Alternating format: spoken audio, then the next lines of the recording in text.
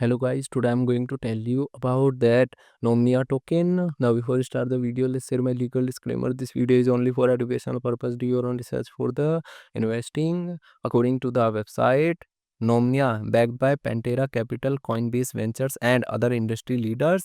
Nomina, formerly known as Omni, a unified trading platform for on-chain markets.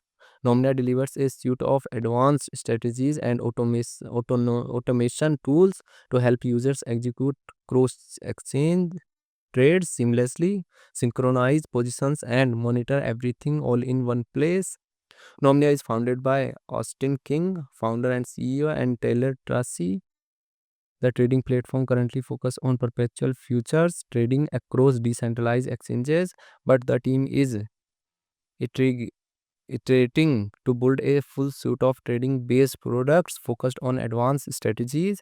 Nomia token total supply is 7.5 billion and circulating supply is around 2.9 billion NOM token. NOM token is listed on Binance, Bybit, MEXC and other exchanges.